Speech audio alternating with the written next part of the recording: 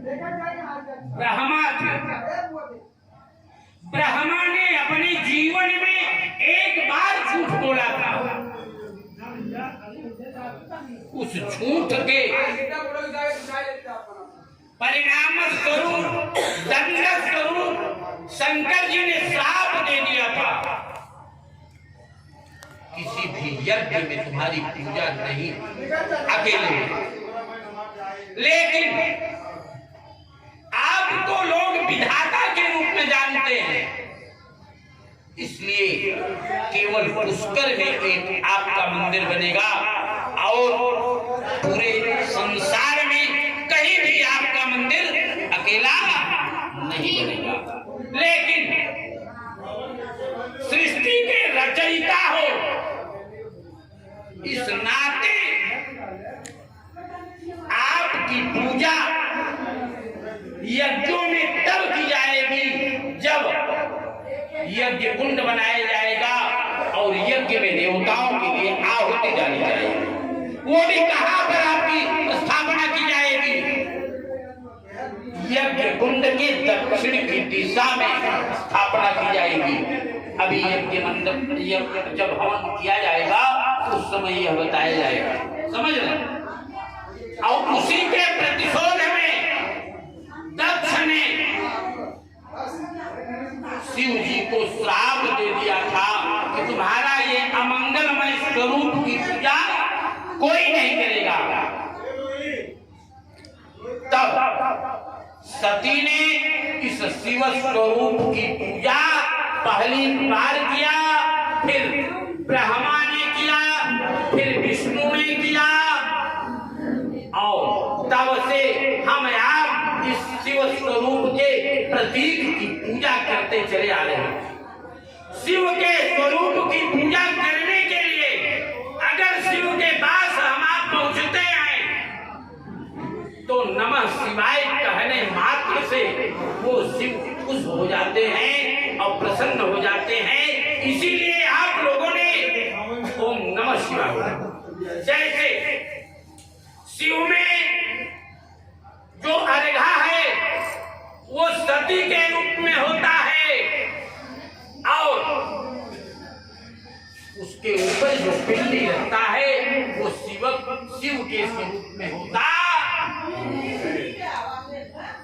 और इसलिए शिव का नाम लेकर के सब लोग बोलेंगे मृत्युंजय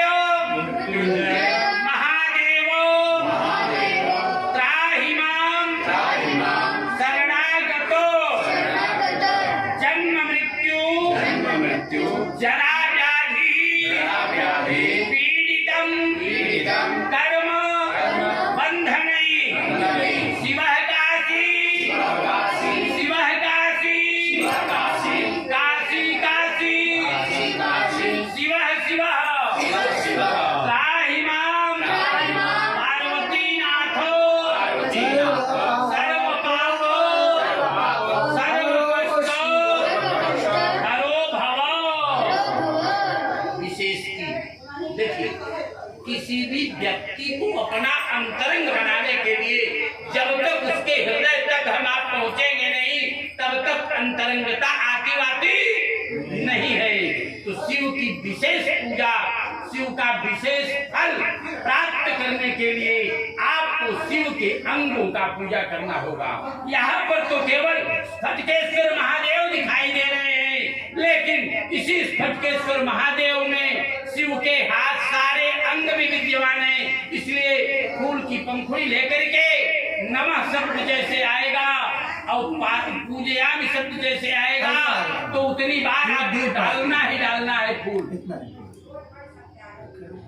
ओम ईशानाय नमः पादौ पूजयामि, ओम शंकराय नमः जंघौ पूजयामि, ओम शिवाय नमः जानवीं पूजयामि, ओम शूलपाणये नमः गुल्फं पूजयामि, ओम शंभवे नमः कटिं पूजयामि, ओम स्वयंभुवे नमः गुह्यं पूजयामि, महादेवाय नमः नाभिं पूजयामि, विश्वकर्त्रे नमः उदरं पूजयामि, सर्व